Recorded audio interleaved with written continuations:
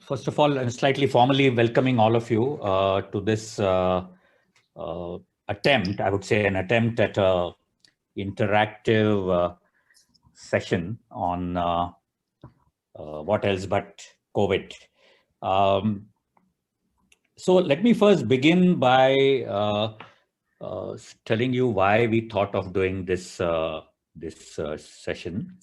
So as you can imagine, over the last 1 year, all of us have faced this rather new calamity. And we as doctors have had to interact with a large number of family, friends, and of course our patients. And there have been a lot of questions, doubts, which they have, which we have had to respond to. So we realized along the way that there is a lot of information out there, but there are also certain areas which are uh, potentially confusing. There is, of course, poor information, misinformation, and therefore we thought that this is an exercise which may be of use to those around us, our family, friends, neighbors, and that's the genesis of today's interaction. Uh, Before I ask Abha and Nishtha to take over, just a few thoughts. Number one, that the situation and information on COVID is rapidly changing. So whatever we say today may not necessarily hold a few days down the line. So I hope uh, one needs to be aware of this, that this is a rapidly changing scenario.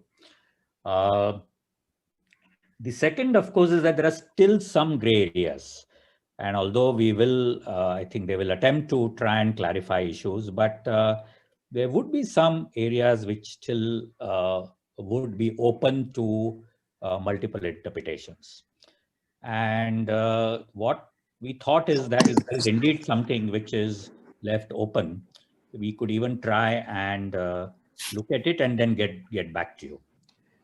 Um, so this is what I just thought I'll just sort of put on as introductory thoughts. And the plan is to, of course, have a interactive Q&A kind of format where everybody can ask questions. But for the starters, I think Abha will now take over and they will sort of, she and Nishtha. I mean, of course, everybody knows everybody here, but I just want to say that Nishtha has been involved in managing COVID patients because she works at a very large hospital in Mumbai, which has been at a center stage of COVID. So she's been very directly involved. We have been also involved, but Abha has been involved a little indirectly because of her interaction with her liver patients. So they both have sort of will be talking about the issues in the form of initially I think in the form of a case scenario and then take on questions. So I'll just hand over to Abha. If I missed something about the format, I think it would be nice if Gauri, should we mute everyone right now except the two of them and then. I've muted most of them. Only you, Abha Dr. Abha ma'am and Nishtha ma'am is here. Unmuted. In the end, his ability to hear clearly, we may have to mute. But of course, if you have a question, I think what Abha, maybe you can discuss that, how people embrace yeah. Okay. Okay, so welcome all once again. Would like to finally see all your faces in the end, but may not be now. So I must say that we have received a fair number of questions already through the days and what we've been kind of conceptualizing in the last couple of days. So the format is going to be that we are going to, we've divided issues related to COVID into subsections. So, for example, initially we'll talk of symptoms, diagnosis. If you're diagnosed positive, what do you do? Management, etc. And then finally, of course, what everybody wants to hear about vaccines. So my request would be that when you post your questions, preferably in the chat box, you could also raise your hand. Maybe Gauri can tell you how you raise your hand. I've never done it before. But so preferably put your questions in the chat box related to the subsection we are talking about. For example, when we are starting with COVID, it'll be nice if whatever queries you have on symptoms of COVID are put up in that particular section, so that it just becomes easier to finish everything. We plan to wind up by 8:30. We don't go back and forth with the questions. We finish one thing at a time in a logical manner. So that's one. And of course, assisting me is Gauri and Dr. Ojas from KM Hospital. Ojas will manage the chat box. Gauri will be doing the recording, and they've of course always been with us for whatever meetings we've had. So I think without much delay, we should start off. There's quite a bit to discuss, and we would like to really make it interactive. So first we'll go through the questions which we've already got. And simultaneously, you could be putting up these questions on the chat box. And as soon as that particular section is over, we will take the questions which have come up in the chat box. If they have not been covered, don't get offended if we don't cover the questions. We may feel that that question may be discussed later, and therefore we are not discussing it. Or we may feel that it has already been covered, and therefore we are not discussing it. And we would request that if there are lots of questions, then one question at a time so that everybody gets a chance to discuss. Okay. We'll start off with symptoms, and I'll address the first question to Nishtha. Nishtha, when would you suspect that somebody has COVID? Now, these may look very basic. Now, before that, Gauri, can you tell us how do you raise your hand? Yeah, so if you have joined in from phone or laptop, you will see a participants icon there on the bottom of your screen. Once you open it, you can see invite and 3 dots. So when you click on the 3 dots, you will see a raise hand option in the participants list, bottom of the participants list. So if you just click that, you can raise your hand and we can address your questions. I'm not really able to see it. I don't know if others can. We are just seeing invite and there's another symbol next to it. What symbol? In more, there are 3 dots. So when you click on the 3 dots, there should be a raise hand option. Yeah, but there is. But we're not seeing the 3 dots, at least on mine. So I would say those who are not seeing the 3 dots. The 3 dots are if you click on more. Yes, on more, there is a 3 dot, but there is no hand. Okay. So I think keep it simple. So I think Ojas will keep a tab on who wants to talk, and then we can unmute that person. And as we said in the beginning, if everybody is muted, then it is loud and clear, and we are hoping to record this so that those who have missed can listen to the recording as well. So if everybody is muted, it will be loud and clear and to everybody. And once you want to I think everybody can do that. Whoever wants to talk can unmute himself or herself and start talking, and then Ojas can kind of guide them. Mm-hmm. Yeah, I think let's do that. Whoever can raise their hand can raise their hand. Best would be to start putting your questions in the chat box as we discuss. That will be the smoothest way of doing it. Okay, so Nishtha, when would you suspect that a person has COVID?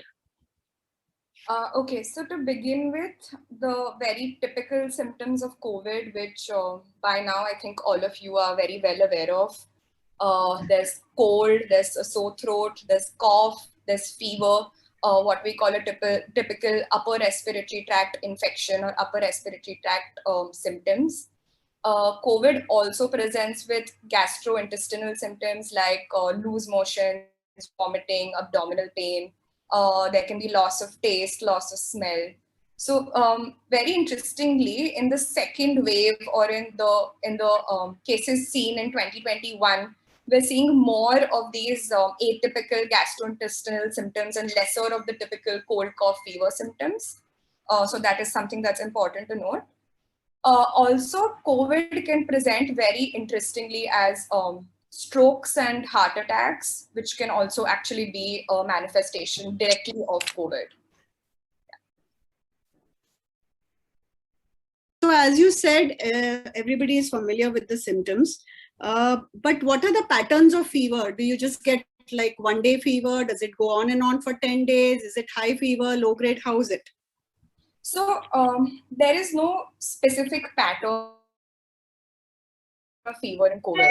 It is extremely variable. You can have just one episode of fever in the milder cases, ranging up to even like 12 to 13 days of fever. So fever usually in COVID, initially we used to think it did would kind of predict the severity of COVID. People who had fever for prolonged periods of time did have a more severe COVID.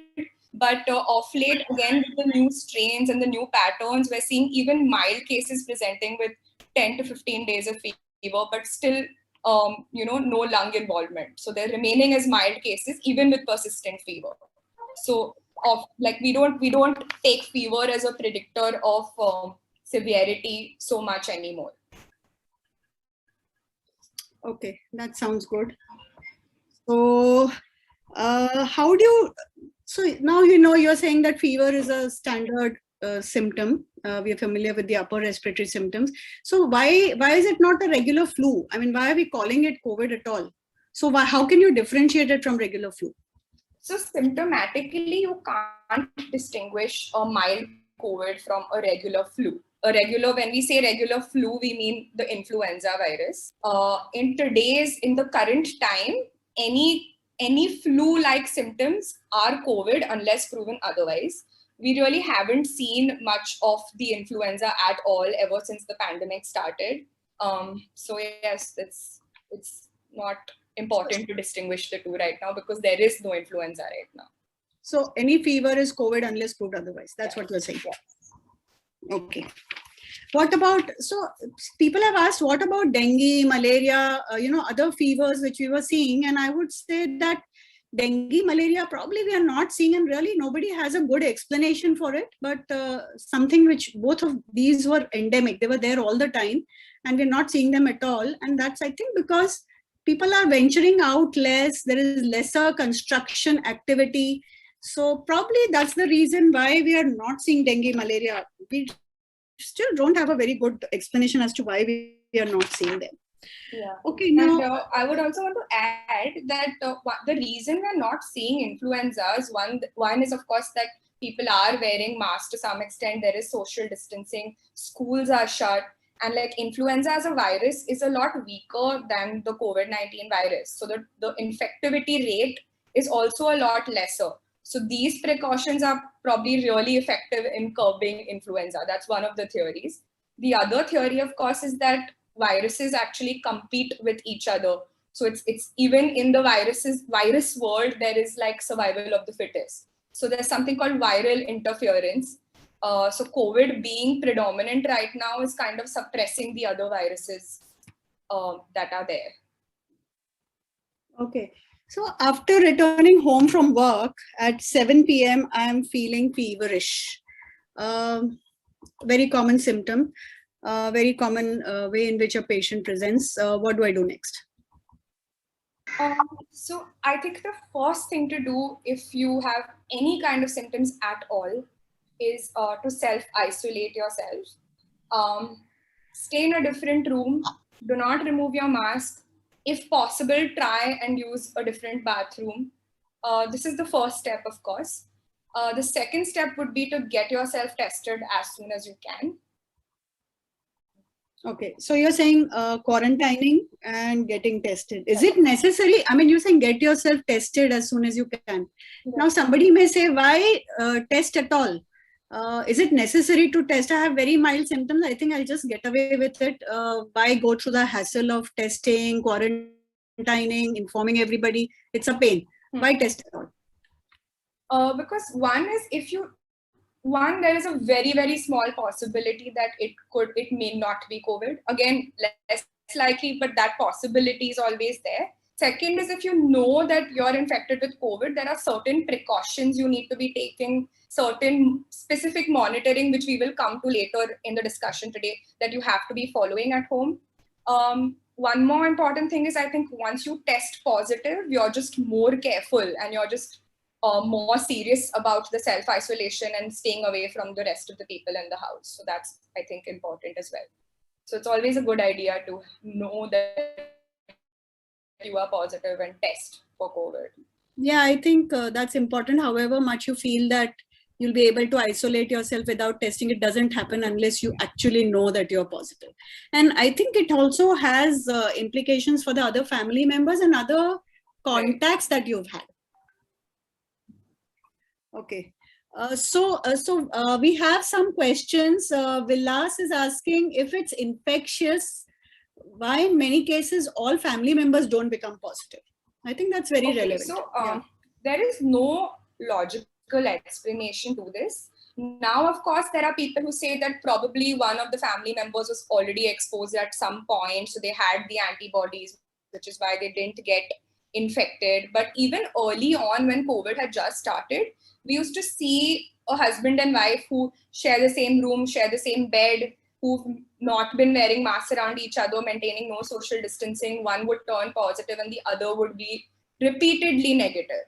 So I think sometimes like there's no logical explanation as to why the spread has not occurred. Okay. There's one more question from Anurag. I know many elderly people before that had given up food and had mild loose motion. Is that typical for the elderly? I don't think it is typical for the elderly, but it is definitely a common symptom of COVID now, whether it's the elderly or the young. It's loose motions means COVID in right now in the current times. So you're saying in the second wave, loose motions is just always there, but it's much more a presenting symptom. It's much more an evident symptom. It wasn't such an evident symptom before. Okay. Ajay asks, if you're going to work on a daily basis, is it recommended that you wear a mask at home, symptoms or no symptoms? I think you need to be wearing a mask as much as possible, wherever possible. I think that is the bottom line of today's discussion. So as much as you can, you have to wear a mask. Yeah, I know. I think as much, but it's practically a little difficult. I mean, I know the Maharashtra government has just said that start wearing masks at home. Yeah, which I don't think is very practical, but I guess I think each one to his own. But yes, if you ask the recommendations, yes. Ideally, yes. Ideally, yes. Otherwise, you assume that if you develop COVID, that by the time you diagnose the COVID, you've already probably infected your family members, though there would be a few pretty close to you and have escaped. So I think that is one of the reasons that COVID is different from the other viruses, because in your pre-symptomatic phase, before you actually develop symptoms, is when you're extremely infective to other people. So that was actually one of the main reasons that it was so infective. Okay. So Anurag says, is it just loose motions or it has to be loose motions with fever for the symptoms for you to suspect COVID? It is extremely variable. It could be only loose motions. It could be only fever. It could be both. So there is no fixed pattern. Okay. Nakul has asked a bumper question now. As one would expect from Nakul. If we have tested positive, how long does the new strain of the virus take to leave the body? How long does the new strain of the virus take to leave the body? Yes. First digest the question, then answer. So, no, what do you mean by leave the body? Because do you mean till how long do you stop being infective to other people? Is that your question? I think that's what he means. Okay. Yeah. So the recommendation is 14 days from your first symptom onset, not from the day you tested positive, from the day you had your first symptom. That symptom could be just cough, it could be just body ache, it could be fever. So from that day, that is your day one. So your 14th day after that is when you're considered to be non-infective to the other people.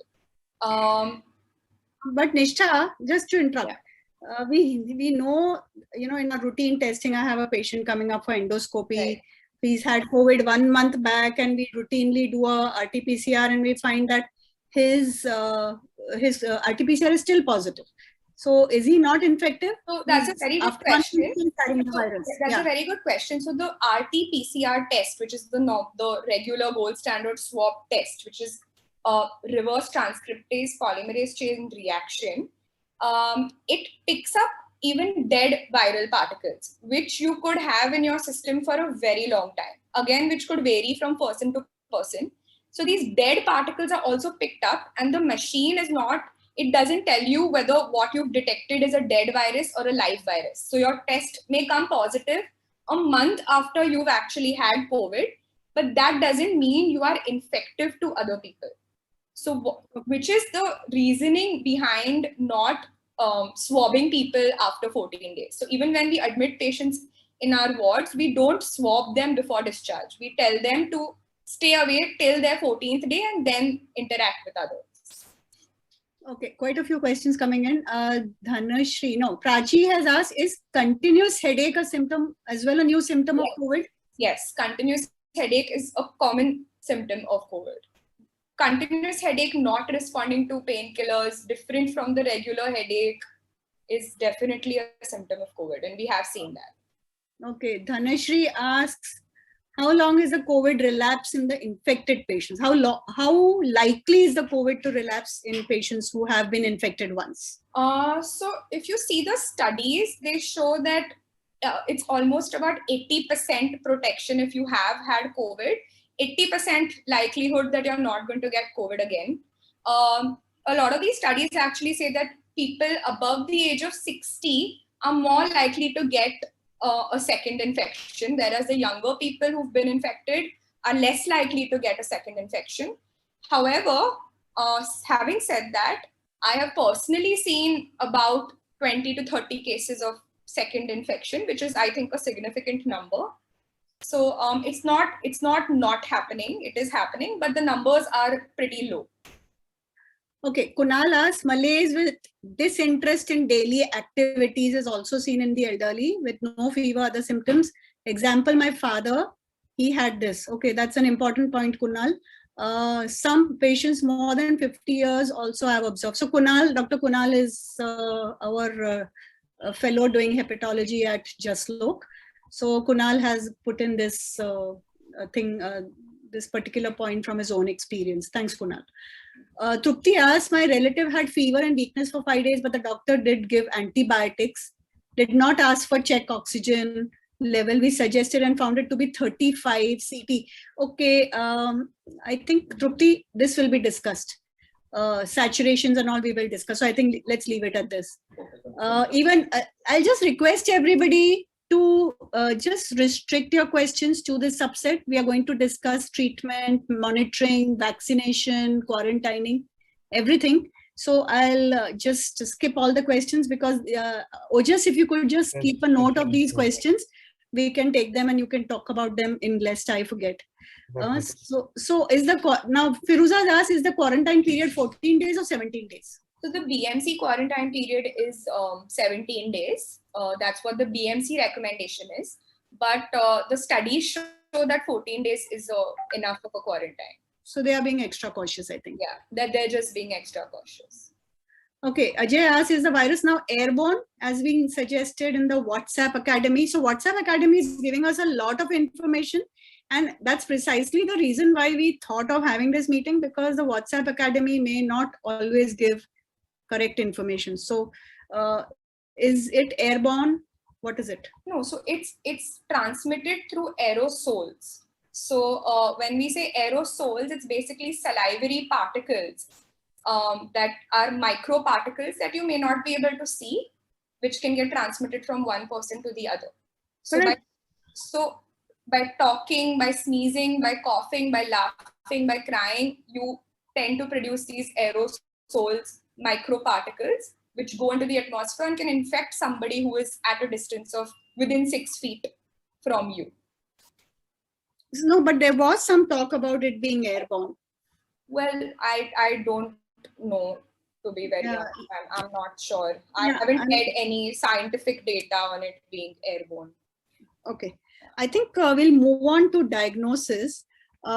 Any specific tests? So I have fever. Now I want to know, what do I do? There's so many tests we've heard of. So which test to do is the next logical question. Yeah, so as I already mentioned, the gold standard test that we're using right now is the COVID-19 RT-PCR, which is the reverse transcriptase polymerase chain reaction test. This is a swab test. A swab is taken from your nose and your mouth. I'm sure a lot of you have gone through that test at least once by now. But there are also some other tests that are available. I'm sure you'll have heard of the antigen test, which is also commonly done. The rapid antigen. The rapid antigen test. That is also a swab test. So why do the rapid antigen at all? I mean, why not just keep one test, RT-PCR? Yeah. So the correct test to do if you suspect COVID is the RT-PCR. The RT-PCR has an efficacy of about 70 to 80%. Which basically means that if you test negative, there is still a 20% chance that you are positive. Whereas these antigen tests have an efficacy of around 30 to 50%, which basically means if you test negative, you still have a 50 to 70% chance of actually having COVID. So in short, the RT-PCR is a lot more efficacious. Why is the antigen test still used? One is that it's a cheaper test and it gives you results within 30 minutes. So the RT-PCR takes about 24 to 48 hours, even more in the current times with the laboratory overloads. But this rapid antigen test can actually be done bedside and which can give you a report in 30 minutes. So it's done by hospitals in the casualty if you want a report immediately, because the positive antigen test means it's positive. If it's negative, you can't rule out COVID. So it's used as a point of care test if you want a rapid report. So basically what you're saying is when you have a patient in the casualty, so it's not for general... it's not for the general public. The patient comes to the hospital, you want to quickly try it, you're not sure this patient is positive or not. So, okay, patient is positive, you put him into the COVID ward. If there is place, of course, that's a huge issue. We'll not really discuss that. But if he's negative, then you'll have to still put him into what we call the COVID suspect wards, where patients who are not yet tested and you don't know whether they have the infection or not are kept till such time that the RT-PCR is available. Okay, now I have tested positive by RT-PCR. My RT-PCR report reads CT score 25. What is this 25 and is it important at all to look at it? Now, I think I'll answer this question. The CT score or the CT value, which you get on the RT-PCR test, stands for cycle threshold. To put it very simply, it means the number of cycles you need to run in this test to get a positive test. So logically, if you need to run more cycles to get a positive test, it means that the viral load is low.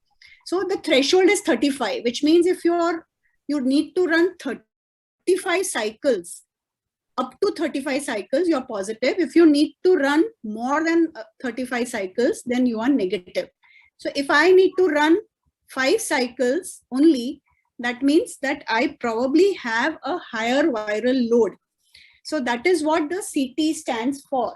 But the question, Nishtha, is that does that mean that the one who has a lower CT value? So we are saying those who have a higher CT value probably have more virus. But how does it translate, and is it really necessary to keep looking at these CT values and doing anything about it? So as you said, basically in short, a higher CT value on the RT-PCR is lesser viral load and a lower CT value is higher viral load. But this viral load concept is skewed because it depends on the technique in which the swab was taken. It depends on when the swab was taken. Was it taken on day 1 of illness, day 5 of illness?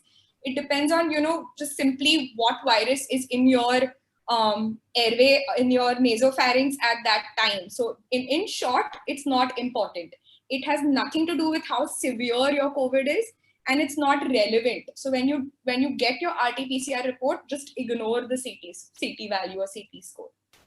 So Deepti and Achla have both asked whether the new strain is known to cause a lot of false negative RT-PCRs. The new strain, the new mutant which we have seen. Are you aware of it? Not that I am aware of. I think they are still picking up the mutant variant as well.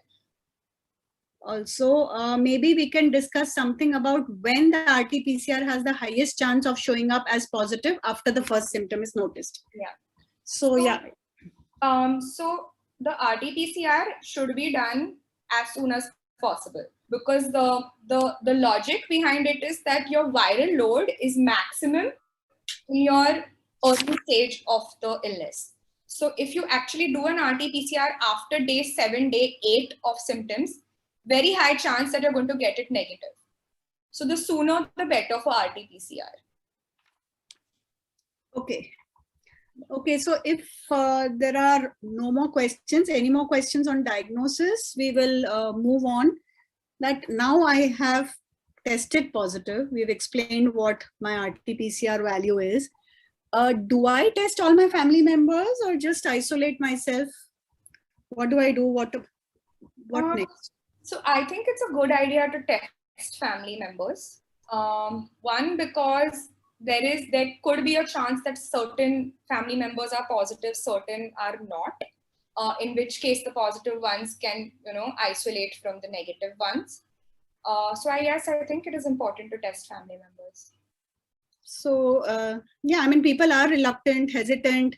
It's also like the whole family is positive kind of thing. You have a poster put up on your doors.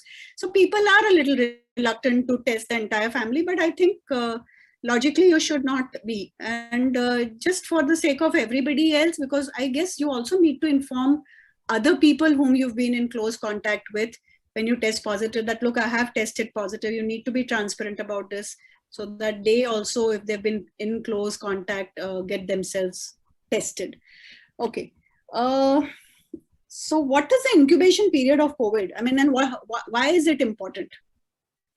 Okay, so basically what is an First of all, yeah, exactly. What is the incubation period? An incubation period is basically the period between the virus entering your body and you developing your first symptom. So the virus will first enter your body, it will replicate, and a few days after that, you will develop your first symptom. So this period is called the incubation period. It can range from anywhere between 2 to 14 days in COVID. The mean incubation period is mostly between 3 to 5 days. That's the common incubation period that we know. So when you are tracing back, when you've had an exposure, that's the 3 to 5 days incubation period is important to remember. What if I have symptoms of COVID, but I test negative? I have very classic symptoms, all that you described, but I've tested negative. What do I do? Okay, so the first step is, if you have symptoms of COVID and you test negative, continue to isolate. Self-isolate, because as we discussed, the RT-PCR efficacy is about 70 to 80%. So 30% chance you still could have COVID. We've seen certain people who have negative swabs twice, thrice, 4 times also. So continue to self-isolate. Second, of course, is repeat your RT-PCR. Okay. 48 hours. So that's the recommendation. 48 hours after the first RT-PCR is when you should be repeating your second RT-PCR swab. Okay. Prachi asks, should kids also be tested? I think very relevant question, because we are seeing more kids being symptomatic with this second wave. So she's asking, doctors have usually been saying don't test the kids. What's your word on that? So we have been recommending kid testing now routinely. So I think there's no question about it. Kids need to be tested for the same reasons that we've already discussed. No, but because in the first wave, we did say that kids don't need to be tested. I think they were by and large asymptomatic at that time. Right. But even then, is it that if you're asymptomatic, you're less likely to spread the infection or not? That is not true. There was some discussion about it, I think last year, but it was all proven to be wrong. You can still transmit it if you're asymptomatic. So Deepti is asking, can RT-PCR be positive during Yes. the incubation period? That means you got exposed today and tomorrow can you be positive? Within 3 days can you be Both positive? rapid antigen and RT-PCR can be positive during the incubation period. Why would we do a RAT capital O? Just as asked if the chance of the test having a true positive rapid antigen is on just 50%. I think, is it as good as detecting COVID with a coin toss? 50% chance positive. In fact, it's lesser than 50. No, it's so depending. So there are many for rapid antigen. There's no standard kit. So there are different companies and different types of kits. Some have lesser efficacy, some have more efficacy. There's no standardization with rapid antigen. The reason we do it, Ojas, is like in the casualty in the ER, when a patient comes, it gives you a report in 30 minutes. Because at least once your rapid antigen is positive, you know it's positive. If it's negative, it could still be COVID. But if it's positive, then you know it's positive. So you at least get some answer in 30 minutes. So, and these are cheap tests. So we, use it. Okay, so Vilas has asked, Vilas, we'll be talking about CT, but if somebody is negative and continuously coming negative, do you use a CT scan in such patients? So ideally, a CT scan is not supposed to be used for diagnosis of COVID. One, because various other, viral pneumonias and other pneumonias can present and look similar to COVID. So it's not specific. The findings are not specific. Having said that, there have been situations where we strongly suspect COVID and repeated testing and swabbing comes negative and you just want an answer. So we do use CT at those times to diagnose COVID, though that's not ideally what should be done. Okay. I have now, as I said, tested positive. How do I start monitoring myself? This is a question asked, and I think I can answer that. That's an easy one. So you need 3 things. Keep a pulse oximeter at home, keep a thermometer, and keep a BP machine. Okay, just a word about how the pulse oximeter should be used. Use your index or a middle finger and at least keep it on for a minute. Make sure your hands are not ice cold. You've not come out of an AC room or held a cold bottle. That can give false positive results. Make sure you don't have nail polish. That can also obscure the results. So keep the pulse ox on for a minute before you actually take the reading. Don't take it immediately. We have had instances where somebody calls you in panic. My SATs are only 92%. And then you say, okay, relax, just check it again. And then after 5 minutes, the person calls and says, no, now it's 98%. So don't panic. Just keep it on for a minute and check again. So that's one. The other thing you need to do as far as your saturations are concerned is walk rapidly for 6 minutes. Do a baseline oxygen on your pulse ox. Walk for 6 minutes and recheck your oxygen saturation. If it's falling, then that's a concern because that's an early sign that you may be developing significant lung infection or hypoxia. Now, what is hypoxia? Hypo in medicine is low and oxia is oxygen. So you are probably developing low oxygen. And that is the main concern because we know the lungs are the main organs involved. And so that's why we keep saying that keep monitoring your oxygen saturation, even if you're not breathless. In fact, it's too late till you're breathless. And that's why we use the term happy hypoxia in COVID. Why happy hypoxia? Because till your saturation, normal saturation is above 95%.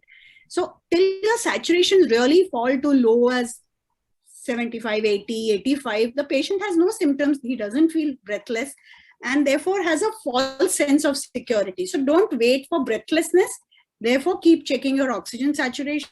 And I think thrice a day should be a reasonable thing where you do your baseline and your 6-minute walk test and repeat your oxygen saturations.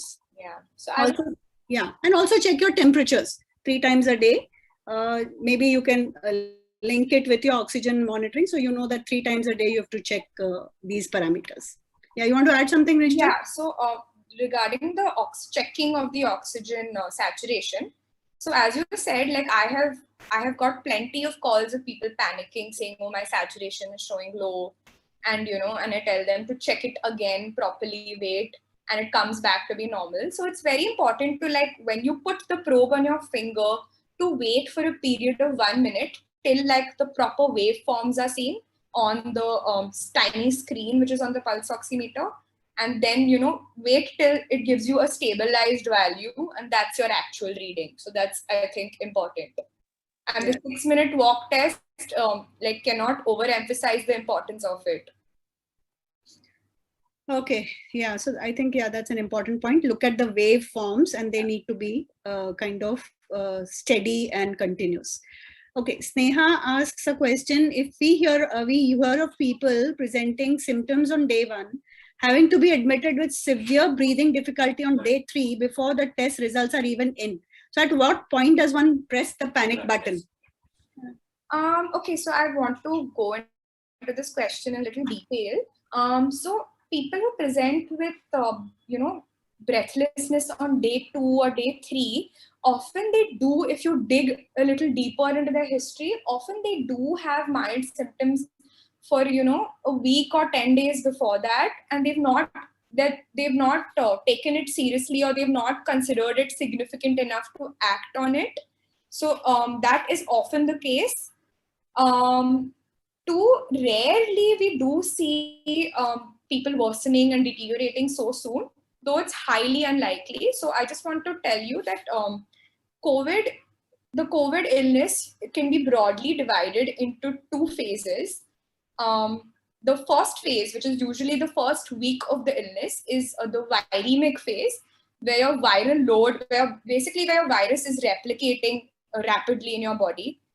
This is when you have fever, a lot of body ache, when your WBC counts go down. And the second phase, which is what we call the immune response phase, which is the viral load becomes very low at this stage, but your body's immunity gets abnormally activated and acts against your own body. So this immune response phase, which is usually seen in the second week of the illness, is when the complications of COVID actually happen. So we often tell patients that day 7 to day 11 or day 12, this is your crucial period where things can really go south. So yeah, that's what I wanted to say. Okay, so Ajay asked, my oximeter reading always shows a figure around 94. Is it on account that I am asthmatic? What can be a danger signal? So that's, I think, very, very relevant. So you can also mention, Nishtha, here, which are the high-risk population who need to be extra careful. We have diabetes. So who are these high-risk people who need to be more alert? So I think high-risk people, anybody with comorbidities. Comorbidities is hypertension, which is high blood pressure, diabetes, any kind of lung disorder like COPD, asthma, heart disease, liver disease, chronic kidney disease, all these are high risk. Anybody immunocompromised like HIV, on any immunocompromising medications, post-transplant, these are all high risk population. And of course, obese people, age more than 65, yeah. And obese people, people who are overweight are the ones who generally don't do well. That is important. Obesity is a very, very strong risk factor for bad disease. So Ajay, my advice to you is that if your SATs are showing 94 with your asthma and you have no other symptoms, not controlled well, your asthma needs better control. You need to check it out with a chest physician. That's what I would say, because even with asthma, your SATs should be normal if it's under good control. Preeti asks, why are some of the younger people with no comorbidities getting badly infected now? So there's no reason for this, but this is an observation that, in 2021, with the newer strains, a lot of young people are more affected. By my own personal observation, in 2020, I don't remember losing a lot of patients in the 20s and the 30s, or I don't remember losing any patients in the 20s or the 30s to COVID. And this year we have been losing a significant number. So one explanation could be that the elderly, a significant population of the elderly got vaccinated. Another explanation, of course, is that the younger were just going out and not going out of the house a lot more, which is why the numbers seen are more actual increase in the severity and mortality. So we don't know, but we are definitely seeing that in the hospital. Right. Okay. Now that I'm positive, sitting at home, monitoring my oxygen 3 times a day, do I need to do any tests at all? I'm feeling, I think on day 2, 3, I'm already feeling a little better. Why go through all those tests again and again? Do you think it's really important? So yes, so one important thing that you said is, I'm feeling better on day 3, day 4. This is something that is commonly told to us.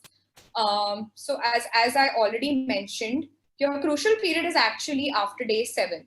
So feeling better on the first week is not very significant. You shouldn't get too happy about it. The bad period is not started yet. So keep, monitoring, keep being alert about it. That's important.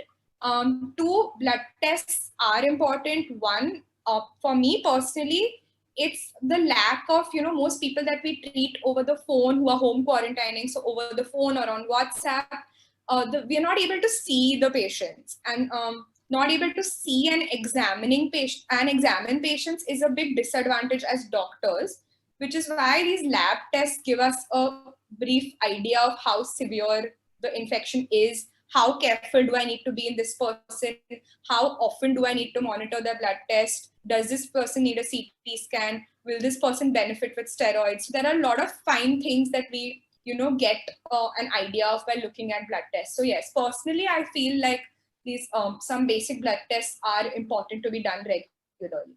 So how regularly? I mean, how does that correlate with the phase of the illness? So how regularly is a very individualized decision, depending on how that patient's progress is going. Is the cough significant? Is the fever decreasing? So there are a lot of things that we look at and then decide, how often we want to do the blood test. Also, of course, when we do the first set of blood tests, if there are any red flag signs, I tell them to do one, say maybe in the next 48 hours. If there aren't, I tell them to do one 5 days later. So it's all, depending on the patient, individualized. Yeah. Usually, we do prefer doing one around day 8 of illness, because that's just before the immune response phase.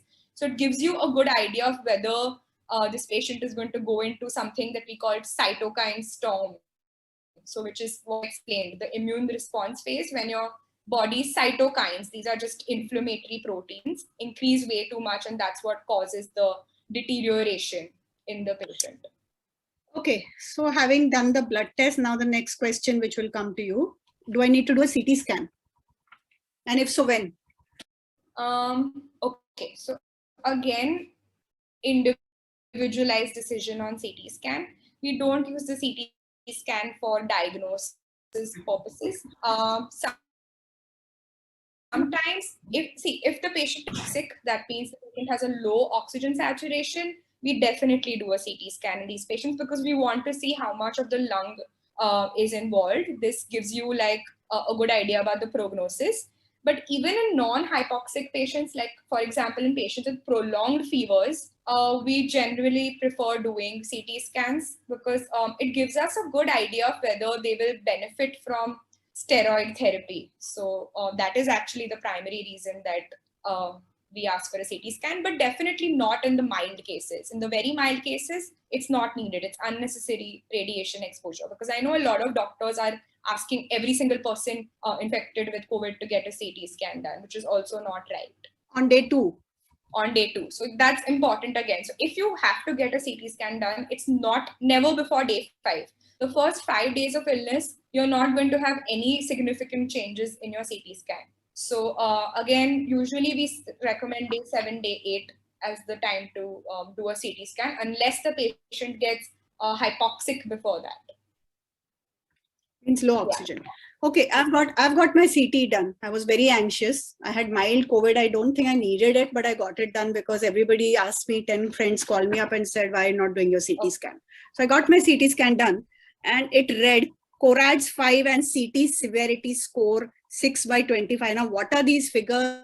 do we really need to bother about them? If you just explain in a very simple layman's term, what are these figures? Okay, so when you get a CT scan report, there are two scores that they will give you. They will give you something called the CORAD score, and then they'll give you something called the CT severity score. Basically tells you how likely is the changes that are seen in the lung, how likely are they to be COVID related. So because I mean, if you're already tested positive, the CORAD score is irrelevant to you. This CORAD score is only important in someone who you're using CT for a diagnostic purpose. So in those rare cases when we're getting repeated negative swabs, and we do a CORAD score on a CT scan, and it says CORAD's 5. CORAD's 5 is the highest CORAD you can get without a positive PCR. It means that the patient is very likely to be, the changes are very likely to be related to COVID.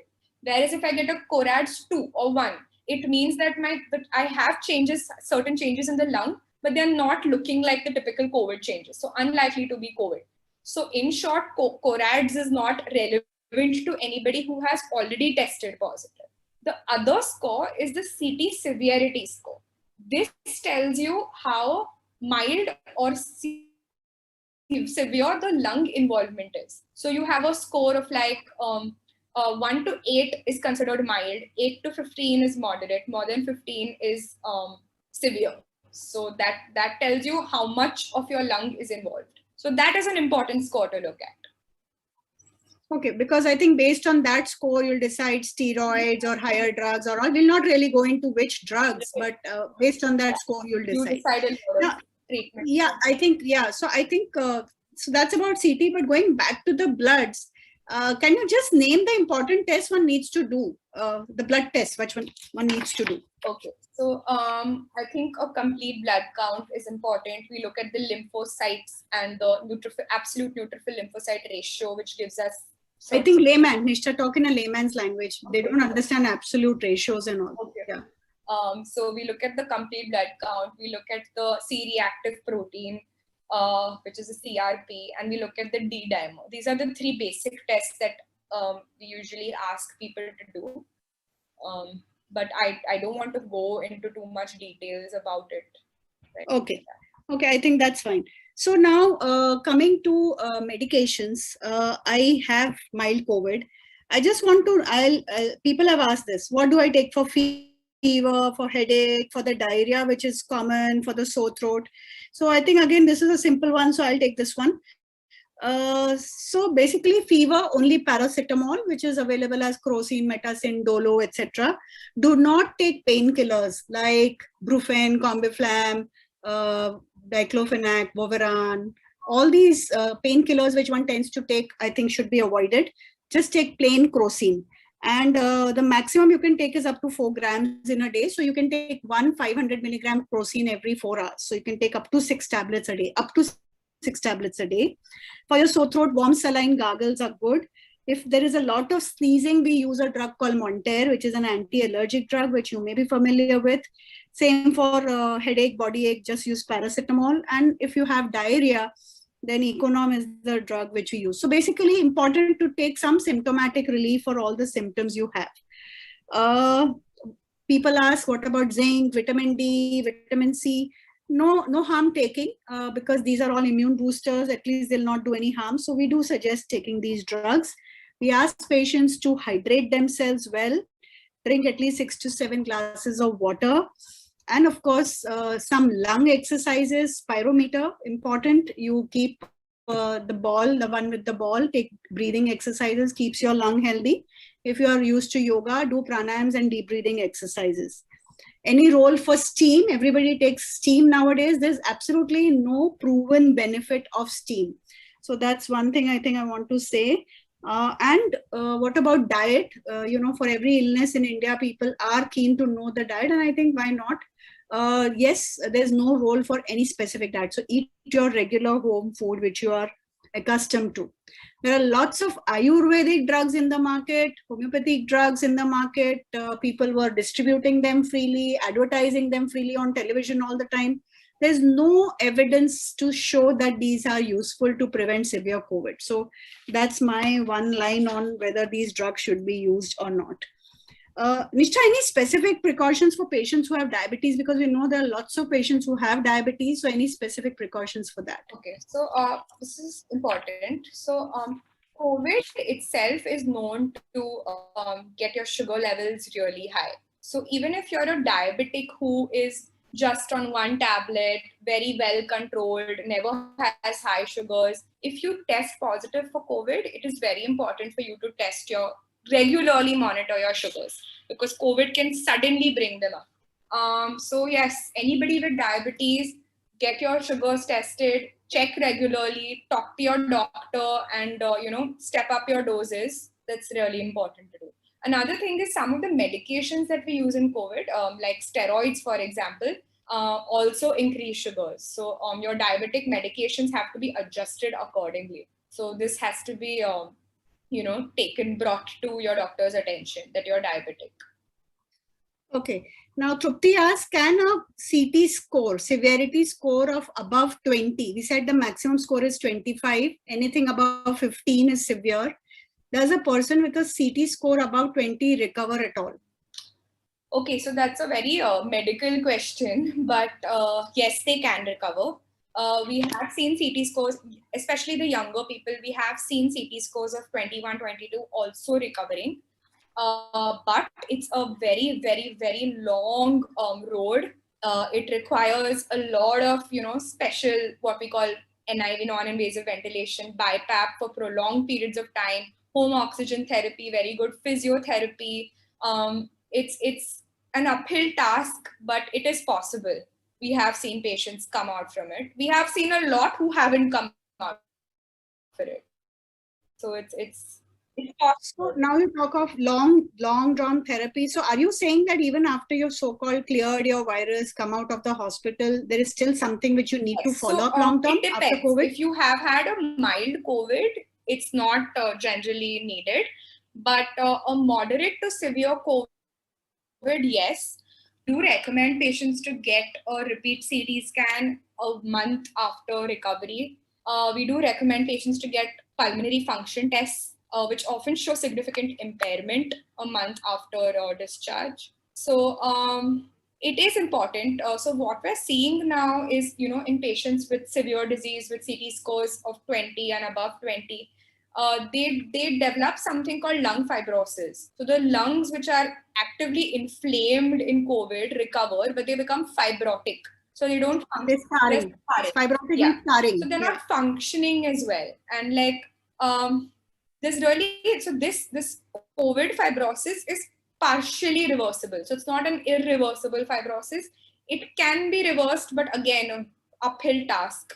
And in a lot of patients, we don't see that reversal, in which case the only option, which is not at all a feasible option, but the only option is lung transplantation. So, but it's like, it's... Yeah, so I think that's beyond the scope of this particular scope of what we are discussing. Yeah. I think now let's come to the vaccines, something which everybody is talking about, wants to know about. Are there any contraindications to taking the vaccine? Before Sanjay is asking, before you actually talk of vaccines, when does one go to the hospital? I mean, you've managed a mild COVID. When do you want to go to the hospital? So if you look at the official BMC guidelines, it says that if you have comorbid conditions and asymptomatic, you stay at home. If you are young, so you're less than 65 without comorbidities, with mild infection, you stay at home. If you're hypoxic, of course, no questions asked, you go to the hospital. If the BMC also includes one criteria of prolonged fever more than 100 lasting for more than 24 hours is also a criteria for admission.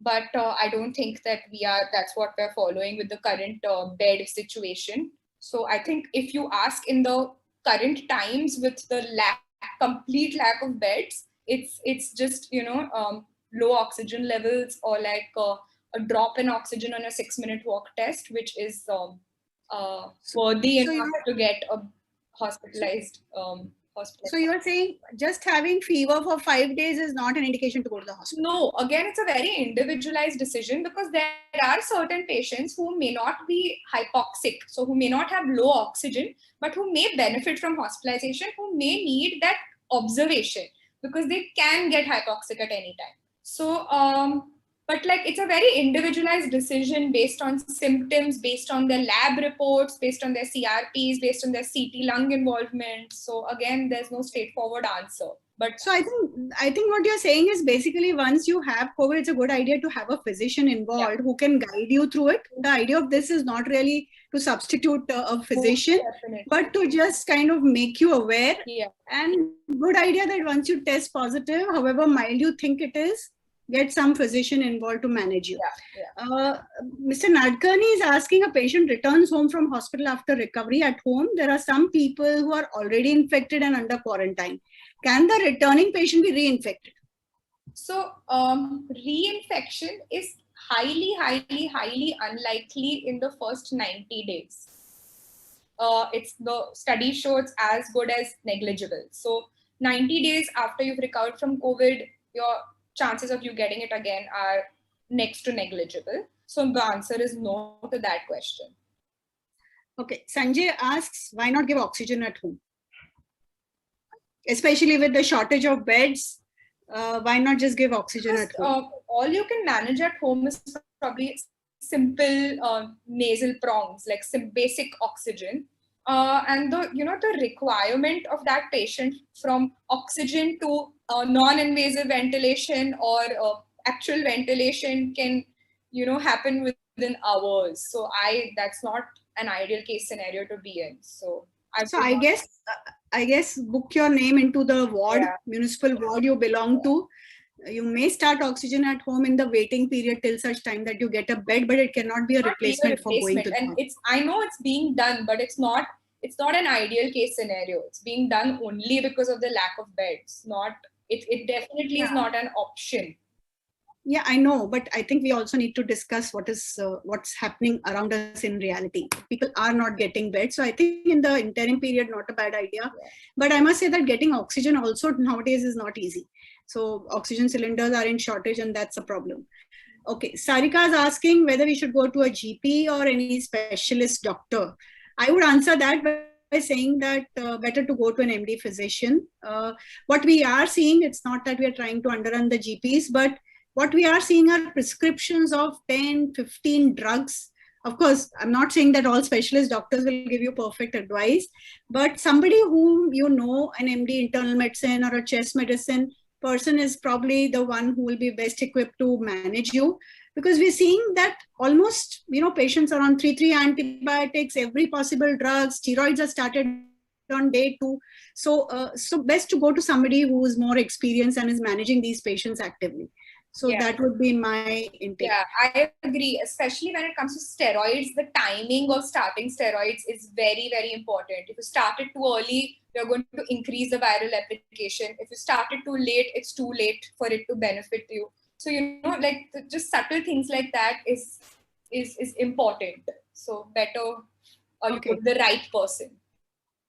Few days back, Amita asked, there was an article called CSIR survey claiming smokers and vegetarians have lower seropositivity, therefore less likely to contract COVID. How valid is this? There's no scientific evidence as far as I know regarding. No, it's a CSIR survey, so it must be a scientifically done survey. But probably this is an observation, but we don't really have an explanation for it. We'll need to look for an explanation as to why it is so. Deepthi asks, have you seen any post-COVID neurological symptoms which one should look out for? Quite a few seen in the West. Post-COVID neurological symptoms? So you mean in terms of strokes? Then yes. If you mean in terms of peripheral neuropathies, then also that because of long-term ICU care and long ventilation, we're seeing that, but nothing else apart from that. Okay. Radha, okay, nice to see Radha here after a long time. Radha wants to know, have there been cases of patients who have had 2 doses of vaccine and get a second injection? So yes, unfortunately, we are seeing people vaccinated with both the doses coming with an infection. So if you look at the vaccine data, you can broadly say that the current vaccines have an efficacy of around 70 to 80%. So like you still have a 20% chance even after getting both the vaccine doses of getting COVID. However, very important to note here that all the vaccines currently available to us do say that we have 100% protection from severe COVID. So I think the problem is not getting COVID, it's getting severe COVID. So yeah, we haven't seen any severe COVIDs after both vaccine doses, though it's too early to say. But you've seen quite a few after one dose of vaccine. Yes. So quite a few. Quite a few. So I didn't get any data regarding, what the exact efficacy is after taking only one dose. But from my personal observation, the one dose is like as good as nothing. So don't lose the alertness after one dose, because we're seeing plenty of cases who are vaccinated with one dose and who come with COVID and bad COVID as well. So Nishtha, I think I'll modify what you said. Don't lose your alertness even after two doses. Okay. Yeah, you should say that. Yeah. Now, Alpa has asked, and this is what we were discussing today, and we actually decided not to discuss it in the meeting, but since Alpa has asked, we'll have to discuss it. Dr. Fauci has just said that Covaxin is neutralizing the current variant completely. So is that a better vaccine to take vis-a-vis Covishield? So we are coming to that actually, but maybe you could answer this question because we're coming to I actually just sent that article like half an hour. I just read it myself just half an hour before this meeting started, and I sent it over to my parents and, said, what do we do about this? So I think we'll discuss it when we discuss Covishield. The vaccines. So we are coming over to vaccines. Even Sneha has asked questions on vaccines. So Nishtha, talking of vaccines now, are there any contraindications to take a vaccine? When will you say this person should not take the vaccine? So the only absolute contraindications, if you look at the vaccine inserts, are an allergic reaction to one dose of the vaccine. So if you've taken one dose and you've got a severe allergic reaction to it, don't take the second dose. Also, they've also given a caution for those who are allergic to any of the components used in the vaccine. So if you read the what all is used in the vaccine, there's like multiple other things apart from the actual virus, like aluminum hydroxide and other stuff like that. So if you're allergic to any of those components, that is a contraindication. Then there is people less than the age of 18, pregnant and lactating women. So that these are not contraindications, but the vaccines haven't been studied in these populations, so we've not been using it in these populations. Okay, so I think only contraindication is severe allergy to the first dose. Yeah. So now the question which Sneha asked, what's the ideal gap between the two doses? Covishield and Covaxin. This is what we have right now. Let's just discuss these two. Okay, I think I'll answer that. It's easy for me to answer that. So Sneha, what the government has recommended for Covishield is 6 to 8 weeks from the first dose. Now, there was a UK study which said 12 weeks, where you got the best response. But the reason why it has been reduced, earlier, if you remember, it was 4 weeks, but it was then increased to 6 to 8 weeks after the study. And the reason why we don't wait till 12 weeks is this, given this second wave and the increasing number of cases, you also don't want a situation where you're waiting for those 12 weeks and you get the infection because you're not adequately protected after your first dose. So they have come to something in between, that is 6 to 8 weeks for Covishield. And I would say all of you who have taken the first doses, please in the next 2-3 days, finish your second dose. Don't wait for 1st May because it's going to be chaos with above 18 being open out for the vaccination, and it's going to be a lot of crowds. Also try and go at a time when you are, and it's likely to be less crowded. Go in late afternoons. We figured out that's a better time. People don't really venture out in the heat. So it's a good time to go out too. Also, if you're taking your first dose, better to go to a hospital setup, because if in case there's an allergic reaction, there's good backup available rather than going to standalone centers. So that's another recommendation. You could go to a standalone center in the second dose if you've not had any problems with the first dose. So So Sneha says, I took my second dose in the 5th week. That's fine. You could, and she's happy because now there's a shortage. So she's glad that she's taken it in the fifth week. So good for you, Sneha. Let's hope you have good antibodies, but keep protecting yourself. Now, Anubha is asking, say someone has fever and gets the second dose of vaccine on the same day, and a week later they test positive.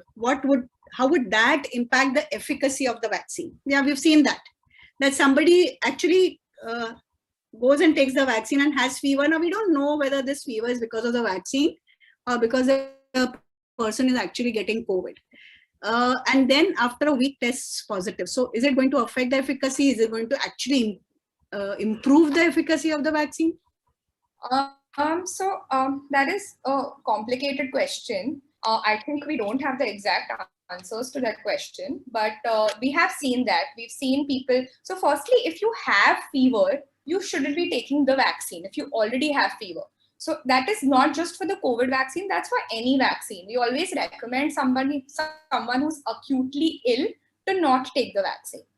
So that is the first thing.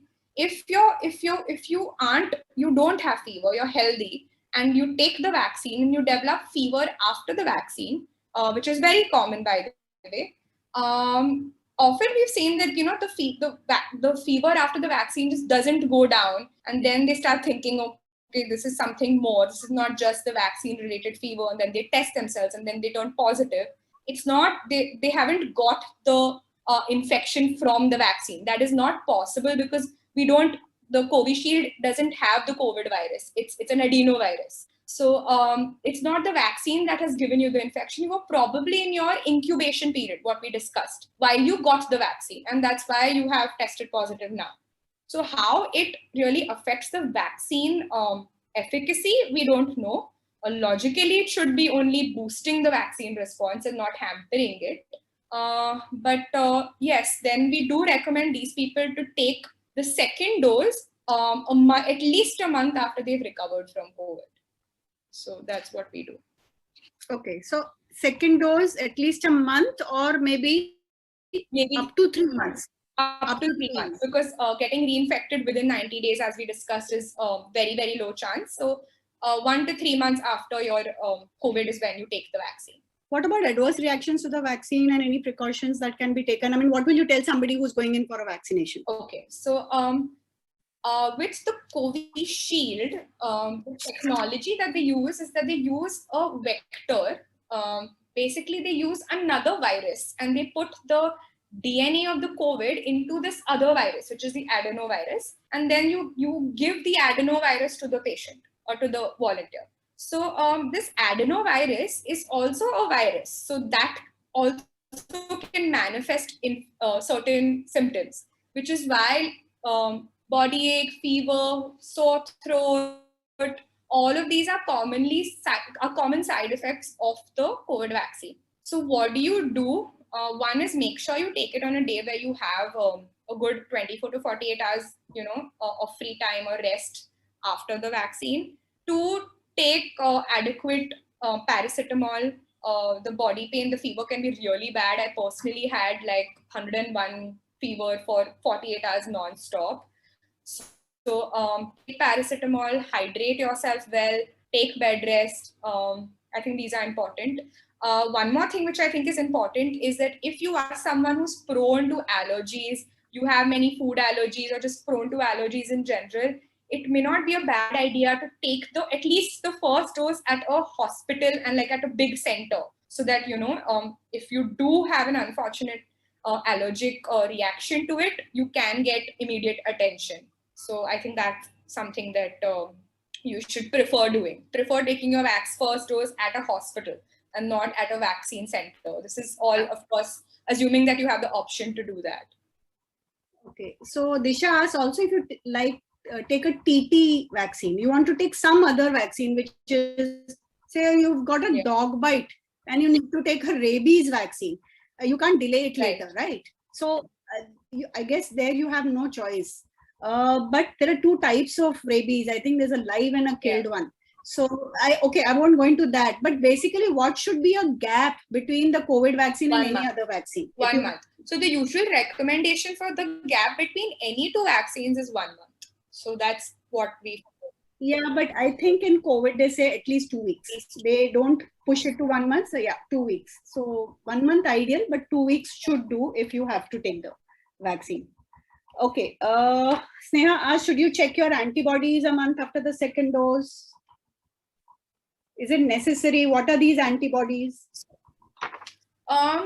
It is not necessary because if you again, if you read the trial and the data, and they say that it's not just antibodies, also have something the T cell immune response, which there is no way of saying, which you may develop, which may give you protection. So you may not have enough antibodies, but you may still be very well protected. So antibodies may not give you any specific answers, but I mean, you could do them if you want to do them. That's no harm. Yeah, but yeah, I think there are neutralizing antibodies. Yeah. It may give you a rough idea, but I think nobody has actually studied the antibodies, what happens to them over a period of time, and what is the cutoff level of the anti-spike antibody, which is the neutralizing antibody, which says for sure that you are protected, and one below that says that you are not protected. So we don't have those answers yet. And some of them have also said that the lab values or the in vivo response that we get in these cells may not translate into real life protection. So it's again not enough data. But if you do have a good neutralizing antibody, I think that is substantial. Okay, now this is one question which again being talked about quite a bit, and I think I can probably answer this. That what is this thing about increased risk of clots after the Covishield vaccine? People have been talking about it. They're also talking about it for other vaccines.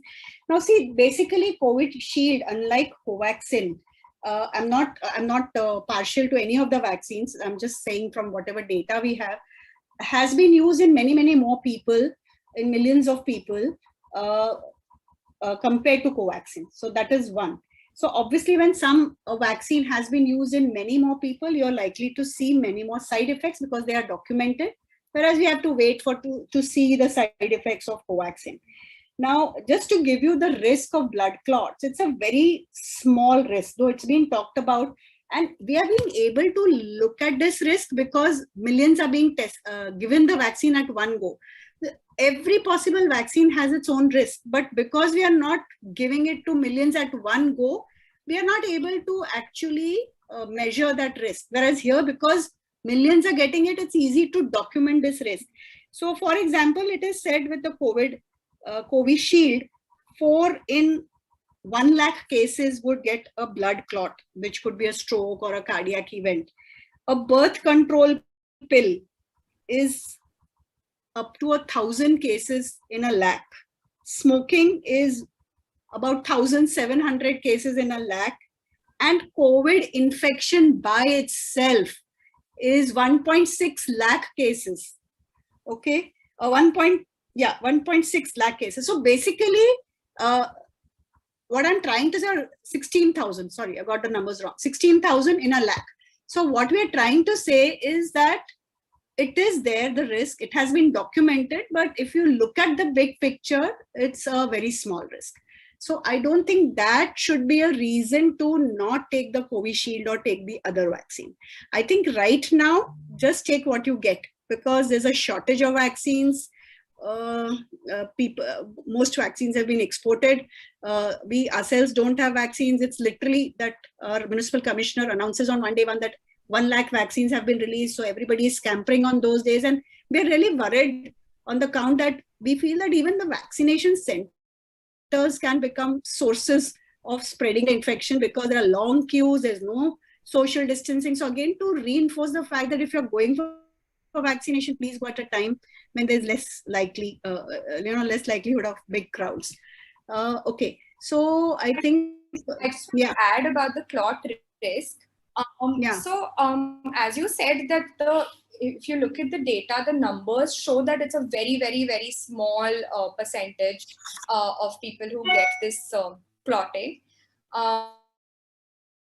So it's important to know that these AstraZeneca trials that happened, the majority of the volunteers in the trial were the Caucasian population, who inherently have a lower clot risk. So how the clot risk is going to be in the Asian population, we don't really know. But having said that, if you're infected with COVID, you definitely have a much higher clotting risk. So I think taking a vaccine is better than risking getting COVID. So just take the vaccine. Okay, Trupti ask, can we mix Covaxin and Covishield? So I've got Covishield first. Now it's out of stock. My 6 weeks are getting over and I'm getting restless. Can I take Covaxin because now that is available? So usually what they do is that if you have taken the first dose, they do make sure that you get the second dose. So if they have a limited stock, they do prioritize people who've taken the first dose, because I knew a lot of people who wanted to get Covaxin, recently, and like the Covaxin supply was a lot lesser than the Covishield supply in Bombay. But when they tried to get Covaxin, they were told that, there are just very few vials that they have, and they have to reserve it for people who've got the first dose of Covaxin. So I think they are trying to ensure that. I don't think that the two can logically work together, because the technologies used are completely different. So I don't think you can take one of this and one of that. But again, I'm not too sure. But I guess if you have no choice, you would probably. So Disha has asked similar question. She's planning to come from the US, and she says if you or somebody is going to the US, I think Shama Didi must be wanting to go to the US. So she's saying if she's taken Covishield and now wants to come to the US, can she get the second Pfizer dose? So I guess it's the same logic. We can't say. Yeah. We don't know. The answer is we don't know, but I guess should probably do no harm, but really we don't have any data to support either way. Yeah. Okay, now Ajay is asking if is it recommended that you do an RT-PCR test before taking the vaccine, considering that you may be an asymptomatic carrier of the virus? These are. It's not. I mean, you could go ahead and do that. A test is not going to harm you, but it's not a feasible option, which is why I think it's not being discussed. You can't like mass test everyone before getting vaccinated. Yeah, not with like cities running out of these PCR tests and stuff like that, overburdened already. And not just that, Ajay, getting a swab done is not the best of experiences. Really unpleasant. Yeah, so I don't think you want to do it just for knowing it's okay. I think okay if you're an asymptomatic carrier. Okay, Rajendra wants to know, can we be carriers even after we have taken 2 shots? If yes, I guess we should not travel to other parts of the country where we could perhaps carry the Maharashtra variant. So that comes to the question, what are these variants? And, are these, we are hearing of this double mutant, triple mutant. So if you can just shed a light on this in very basic terms again. Okay, so again, don't want to go into the details of these variants. It's, just, I feel like it's a little irrelevant, but there you have this double mutant variant, which has been there for a while now. You have the UK variant, you have the triple mutant, or the Bengal strain as it's called, which was, I think, first found in West Bengal. So you have a lot of these different variants because of the virus's ability to genetically mutate. How does that translate into relevance to us is that these so-called new variants are shown to be more infective than the wild virus that first originated in China. So that's why it's important. And second is there's some question about whether the vaccine and something that we don't have a definitive answer to currently. I think both Covishield and Bharat Covaxin have claimed to be protective against these variants. However, in South Africa, when AstraZeneca was conducting its phase 3 trial in South Africa, and the South African mutant variant was active at that time, it actually did fail to show any benefit for that South African variant. But exact data on are they really going to protect us from these mutant Indian variants? We don't really know. So that's something that we'll probably know soon. Yeah, so unlike most other vaccines, which take a decade to develop and to be coming out in the market, everything, as we know, has been fast-tracked here for obvious reasons. And so that is going to be a problem. And I think it's really, we'll have to wait and watch over time as to what really happens and what are the long-term side effects, etc. Radha wants to know, so I think that's about the vaccine discussion. Radha wants to know, now Ojas, have we missed out on anything? Not really, like we have covered most of the questions which were asked previously. Yeah. Another discussion. I think Anubha asked something about sanitizing and something. She's asked about surfaces being possible, and you know, this thing about we keeping stuff from the grocery outside for hours, veggies outside for hours. So are we really, do we have data for that, Nishtha? Do we really need to do we need to do that? So they have actually, the data now shows that fomite transmission is pretty negligible. So yeah. So stop doing all that. Stop washing your vegetables with Dettol and sanitizers. And we've actually seen a lot of side effects.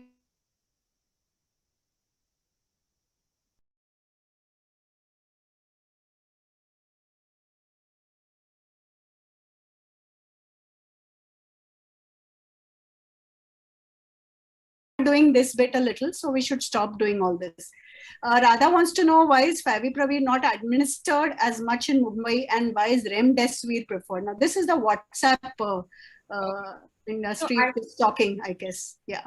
So with Favipiravir, it's not an FDA approved drug.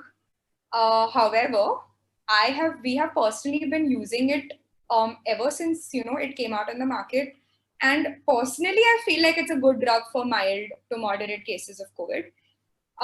If you read some of the Japanese data on it, again, Japan has been using it quite a bit, and they have some very good. Nishtha, I think I'll cut you short. We had promised 8:30, so I will just answer Radha's question. The reason it is not that Favipiravir is not being used, the data on Remdesivir is stronger, as Nishtha says. But the reason why you hear about Favipiravir, because that's what is being talked about on WhatsApp, because people are short of Favipiravir. So you put up forward, where is Remdesivir available? So that's why people talk more of Remdesivir. But both are being used in the appropriate case scenarios. Remdesivir is obviously for those who, yeah. So I think don't use Remdesivir if your oxygen is okay. That's one message, simple message. It's only for the severe COVID. So that's it. Satya is asking, is Doxy recommended? Why doctors are recommending Doxy? So Doxy is not proven to be beneficial in COVID. However, historically, doxycycline is one of the antibiotics which has known to have some amount of antiviral action. So that was the theory behind, you know, trying it out in COVID, because simply because like we didn't have any other proven drugs. So there's no specific benefit, but that is the reasoning behind it.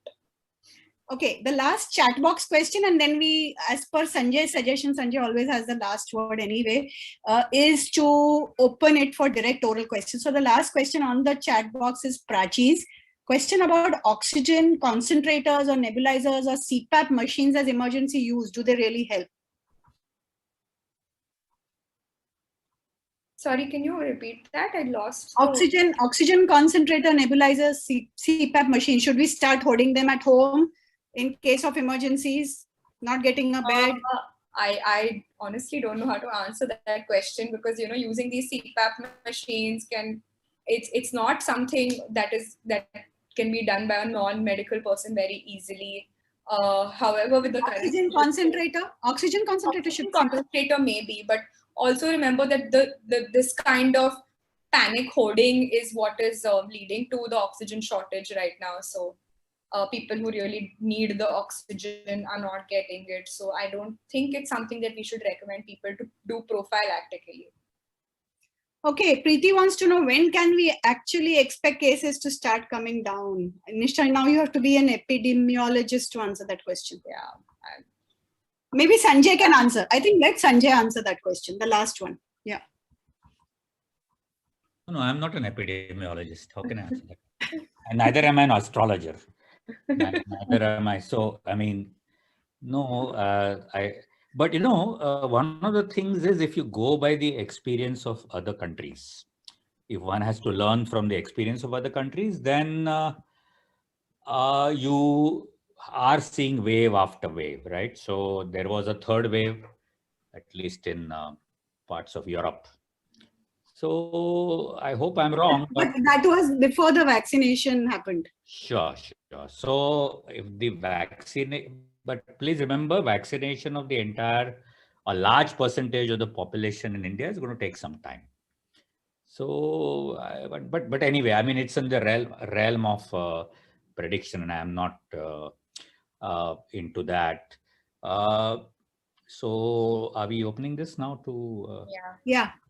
So, if anybody, now it's a free for all. Whoever wants to ask, and let everybody show No, their. not free for all. It is for oral. It's not free for all, as in they can talk. They can be unmuted and they can talk, and you can see their. Please open out your videos also.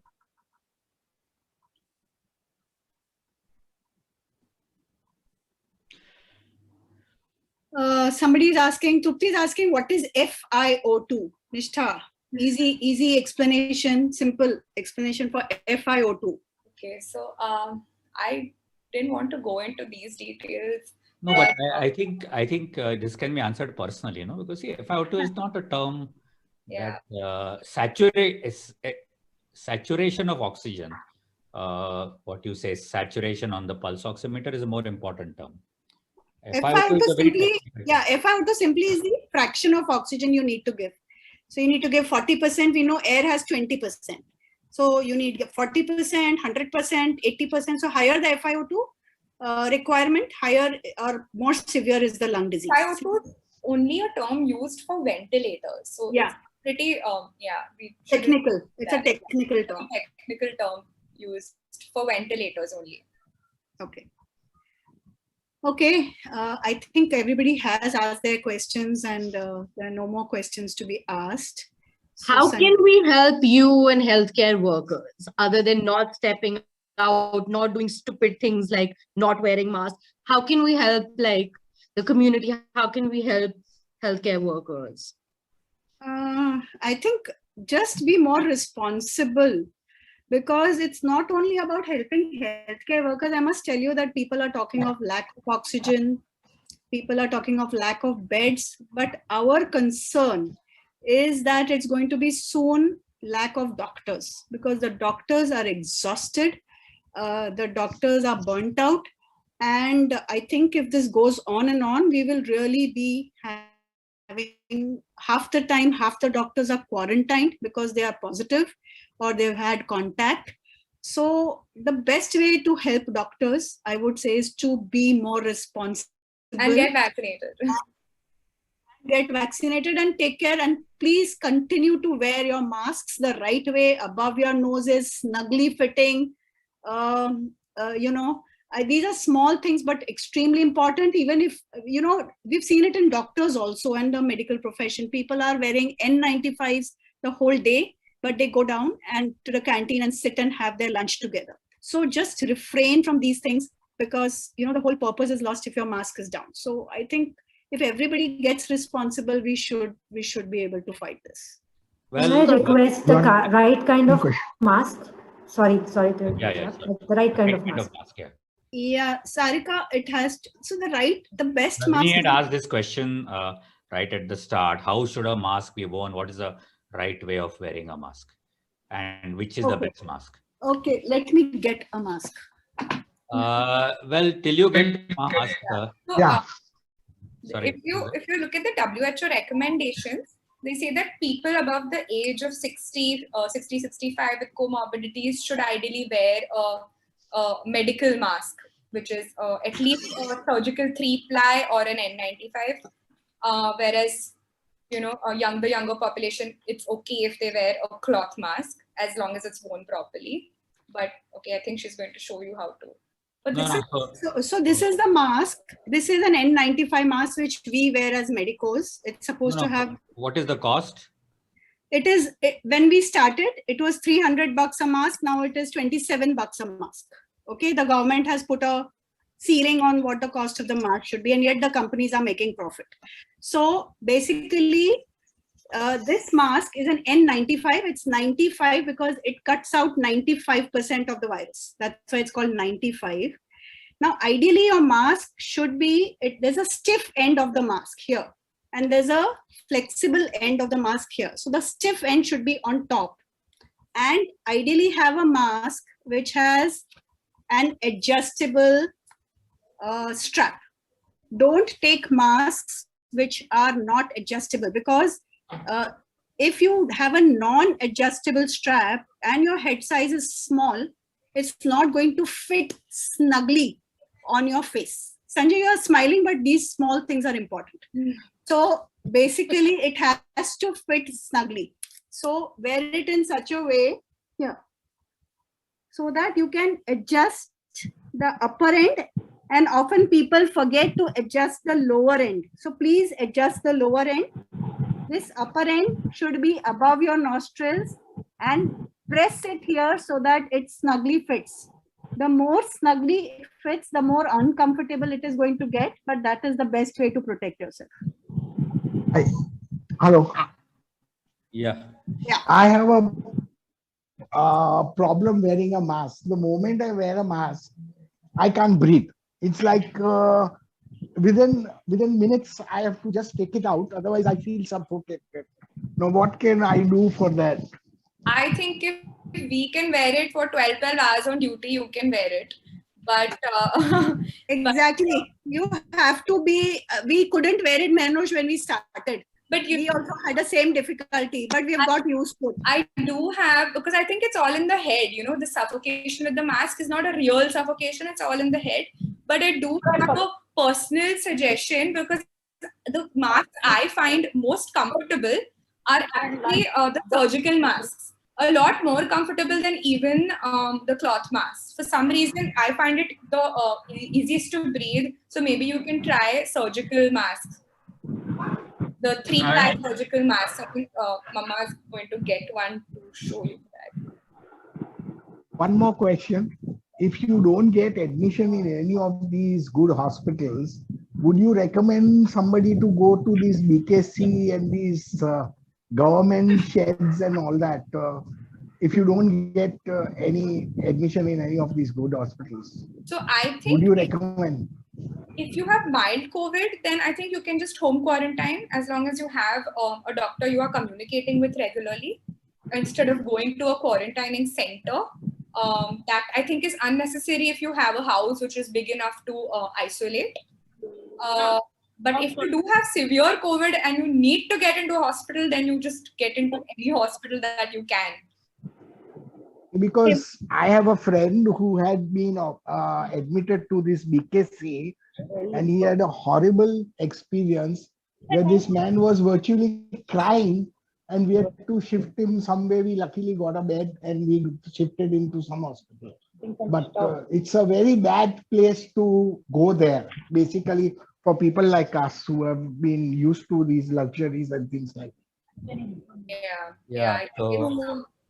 So I think, that's why, Manoj, we have to be responsible, that don't get admitted for mild symptoms. You know, half the time the hospitals are occupied by patients who don't really need to go to the hospital.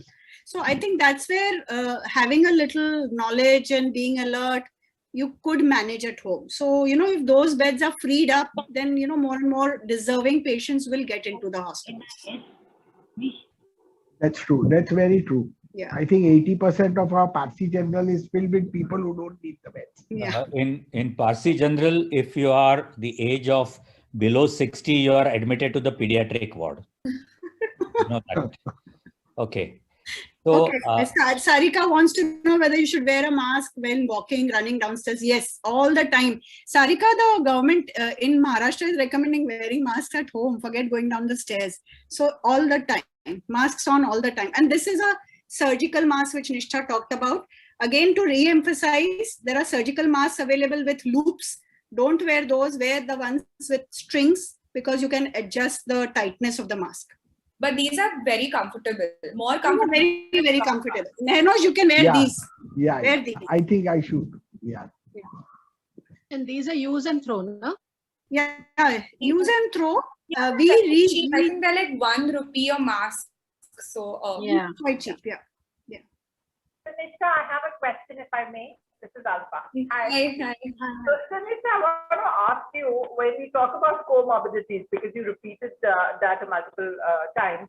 So, what's the bandwidth of what we call comorbidity? Because, I think at our age, everybody is borderline, not everybody, a few of us are borderline diabetes, or we are borderline hypertensive. Everything is borderline. So, should we be worried, or should we think we fall within that comorbidity label, or what? So I think anybody who's on treatment for a chronic disease, you can classify it that way. If you're taking medication to lower your BP, if you're taking medication to control your sugars, you would probably fall into the comorbidity category.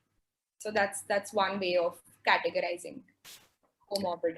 Okay, and the next question I have is, how many minutes do you have to be in contact with somebody who is a carrier of the virus to possibly catch? So again, there are many circumstances that you have to take into consideration. How far are you from that person? If the person sneezes, then 1 second is enough. If you laugh loudly, again, very little exposure is enough.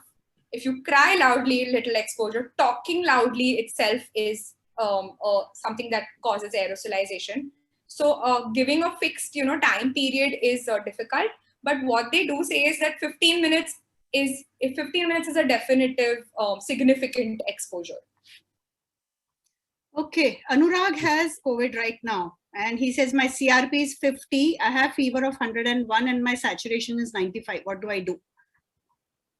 Okay, so I would need to know. I would say Anurag, please message Nishtha. She will guide you. Yeah. Okay. Yeah. So we've gone through this. I think Anurag can just be in touch with Nishtha. She'll help you. Including where I am right now in Delhi, are you facing a problem of oxygen? Yes, we not so much in Bombay. Not so much. Not as much as Delhi and other places. No.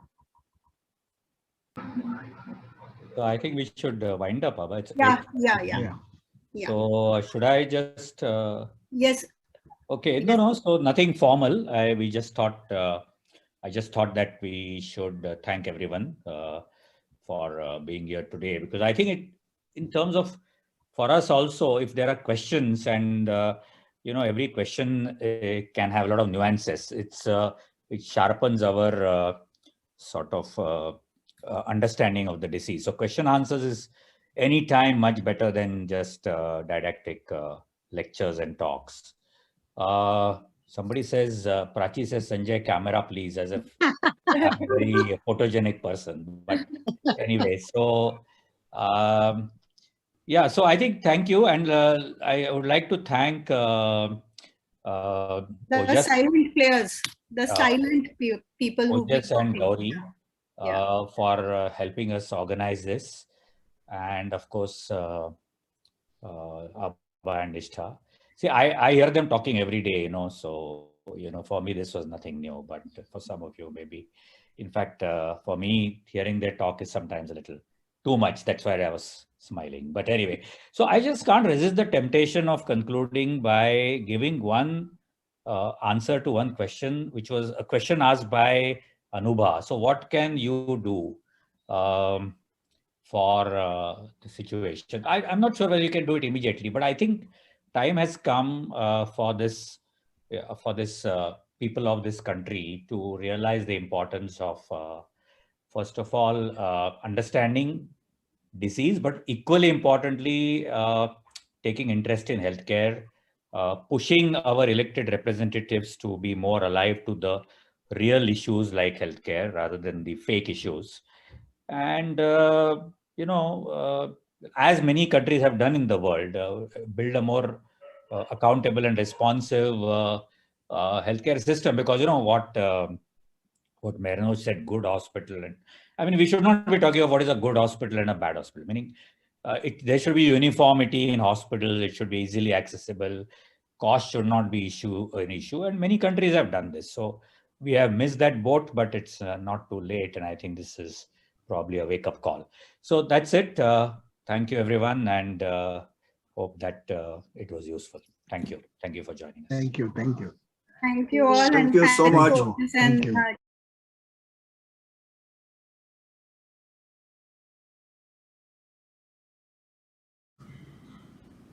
My name is Dr. Khushnam Khasad. I am a sports physio, trained and qualified in Melbourne. I'm going to share with you a couple of techniques that will help those with COVID and recovering. Basically, not much has been spoken about the role of physio for a COVID patient, be it in home quarantine or be it in the hospital. Here's what's helped my clients who've been through COVID in the first phase and also in the second phase at present. So what's helped the COVID client with saturation that was dropping is that basically the lung involvement. And because of the lung involvement and continuous coughing, spasmodic coughing, person's not getting enough oxygen, oxygen saturation is dropping, person's got shallow breathing, a person is breathless, anxious. So how does one deal with that? And this anxiety, uncertainty will reduce one's breathing even further. So along with the medical line of treatment that's already been given, someone with a COVID symptom should start breathing exercises from day one itself. Please do not wait for your oxygen saturation to drop, for symptoms of cough to appear before you do something about it. Okay? Deal with the situation from day one of increasing your respiratory strength and respiratory status, and basically help your lungs cope from day one so that there is no issue of a lung collapse or having an oxygen saturation that is depleting as your infection progresses from days 1 to day 10. So what we did was, for the oxygen saturation, firstly, because the person's got shallow breathing and is not able to get enough oxygen supply, what's essential is to have a lot of deep breathing with breathing out with a pursed lip. So basically with a breath in through your nose and you breathe out through your mouth with pursed lips. So the pursed lip breathing actually helps slow down the rate of expiration, and therefore the next breath in will be a better breath and therefore a better inspiration. So basically breathe in through your nose and breathe out through your mouth as if you're blowing out a candle. This calms the patient down. It helps the patient take in better air supply, and you'll notice that if the person has the pulse oximeter on, their saturation will improve. Second thing is, most patients would be lying in bed and will not have enough movement. They'll be stuck indoors. Now, as far as the lung expansion goes, your lungs extend from the top of your shoulder to the mid-level, about that much. So if the person who's got COVID or as a prevention raises their arms up, this arms up raised posture gets lung expansion going. So anyone who's got COVID should be practicing an arm up position for lung expansion. So basically, raise the arm up, hold this arm up position, try and reach for as high as you can possibly go, and as you bring your arms down, breathe out through your mouth and get your arms down. So a couple of arm raise movements will automatically help more lung expansion in a COVID positive person. And sitting with an upright posture, being in bed, propped up with a number of pillows, being upright and raising their arms up often to stretch out will automatically cause the lungs to expand and therefore improve saturation levels. The third thing and important technique to help a COVID person is tapping in the lung zones. So basically, because the lungs extend from here to the mid-level junction, start tapping in each of the lung zones. So tapping in each of the lung zones, 10 taps in each of the lung zones on both sides basically improves the lung saturation, the oxygen saturation content for the person, and therefore if the saturation content improves, the person's obviously going to feel better. Now, once somebody's already had a CT scan and the CT scan tells you what zones of the lungs are more affected with the patches, then the tapping can be in that zone more than the rest of the zones for that particular.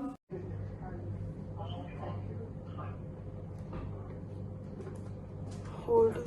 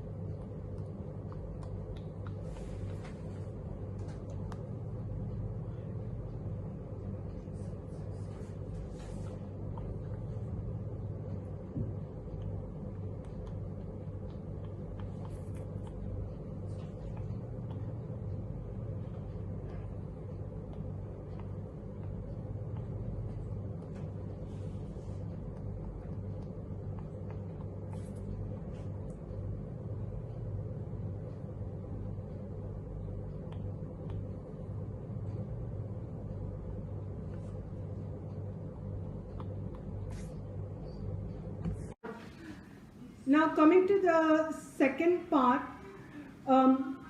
most medical people, doctors, nurses, and everybody in hospitals, clinics working in under stressful conditions and being masked for extended period of time.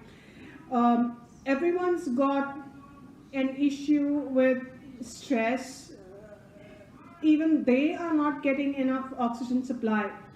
So those people in the medical field and even those not suffering from COVID ideally should have some breathing exercises, pranayam, yogic breathing, spirometry, whatever it be, something to strengthen and exercise the lungs.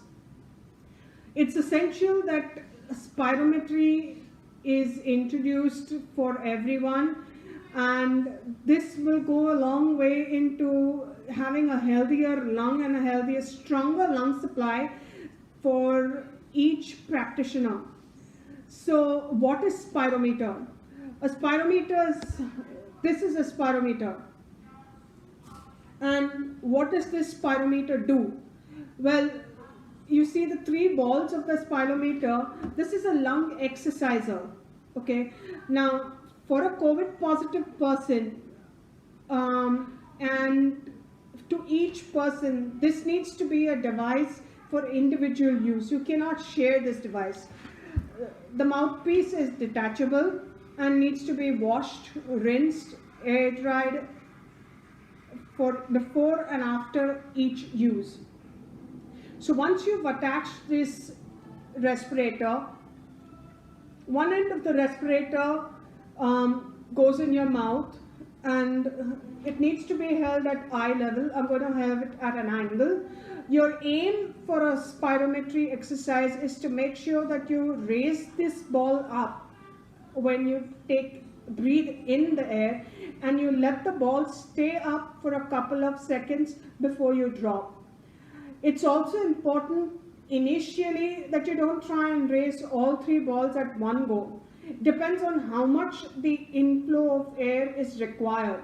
So start with the first ball, raise it up, maintain that for 3 seconds, let the ball drop, let go of the air as you breathe out from your mouth. Don't keep the mouthpiece in your mouth when you're breathing out.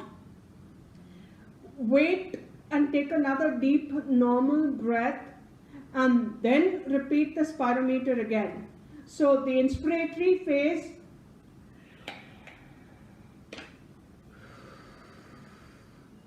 take the red one up,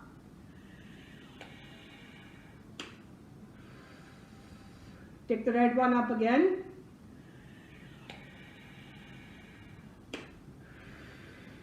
so 10 reps with a gap, with a normal breath in between each inspiratory. So this is the inspiratory mode of spirometer.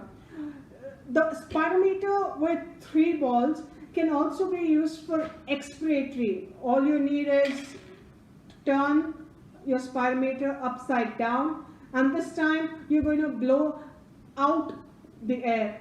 And again the same thing, the ball is going to rise. Breathe in, breathe out, breathe in,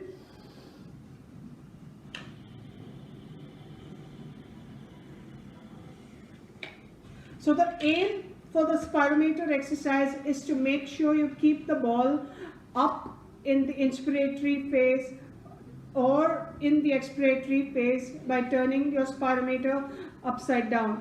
This ensures that there is enough airflow going in and strengthening, just like you would be in a gym and using dumbbells or therabands to strengthen. This is a system to strengthen your lungs and to increase the lung capacity.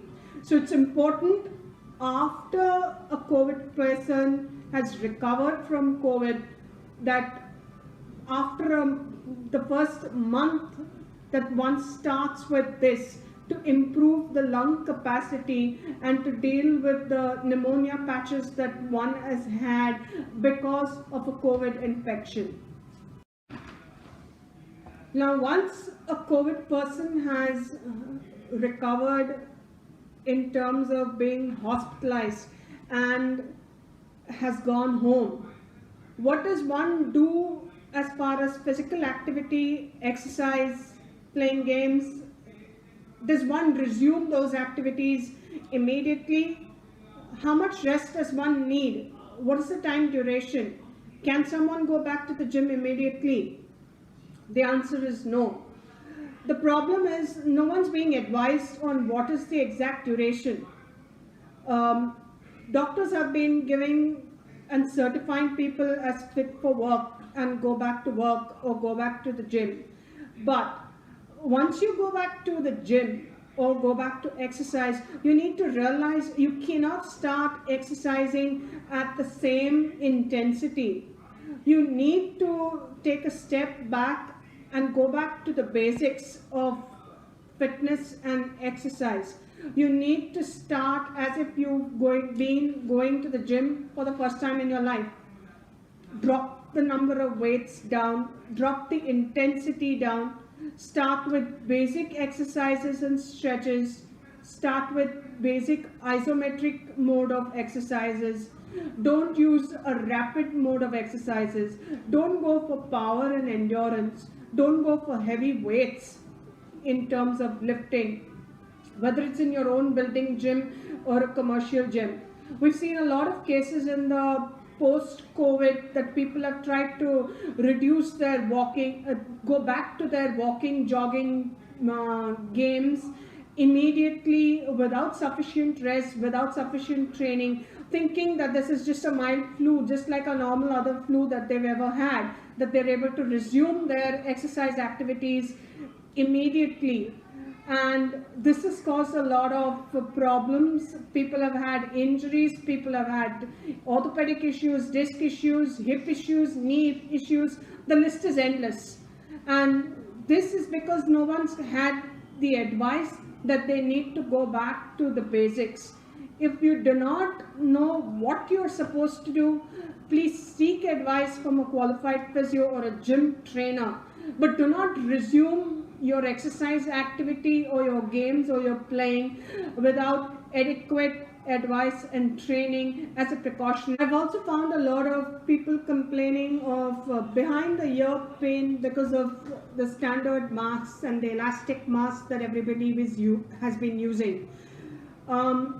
In my opinion, this is what I've found to be the most useful recently, is that instead of the N95, why doesn't one use the N99? This is a made in India mask currently being used. And everyone's been talking about double masking. This mask already has a double layer with a pocket. This pocket is your N99 disposable filter. Your N99 filter goes into this pocket. It's got a nose clip with a foam that gives you a snug fit with no pain. It's got a chin guard that covers your chin up completely. And it's got a back strap Velcro that goes snugly behind your head, that eliminates the need for the mask to be behind your ear. And this reduces discomfort, better compliance with mask, and I find it easier to breathe with this. This is easily available on Amazon. Strengthening for those who have not been affected by COVID yet, and for even those who have been affected, it's important that you strengthen the muscle structures in and around the shoulder joint and your upper back, which is basically the trapezius. So some simple techniques that can help everyone is to do the trapezius strengthening. I have with me here a simple exercise loop band, which I'm going to be putting around my wrist. Have this at the height. What you need to do is push against this, hold this to a count of then 10 and slowly relax. So out, 1, 2, 3, 4, 5, 6, 7, 8, 9, 10, relax. 2, 2, 3, 4, 5, 6, 7, 8, 9, 10, and relax. Do the same thing with the arm at shoulder height. 1, 2, 3, 4, 5, 6, 7, 8, 9, 10. Relax. 2, 2, 3, 4, 5, 6, 7, 8, 9, 10. Relax. And with your arms over your head at 120 degrees, push out, hold. 1, 2, 3, 4, 5, 6, 7, 8, 9, 10. Relax. 2, 2, 3, 4, 5, 6, 7, 8, 9, 10. Relax. Okay. And moving sideways, move it and move your arms back. 1, 2, 3, 4, 5, 6, 7, 8, 9, 10. Relax. Bring it back. 2, 2, 3, 4, 5, 6, 7, 8, 9, 10. Relax. So this will ensure that the trapezius is not tight and has enough strength. It's the entire muscle over the entire lung covering the posterior chest wall. So it's important that this muscle stays strong and is able to support the strength and required back activity for recovery as well as for prevention.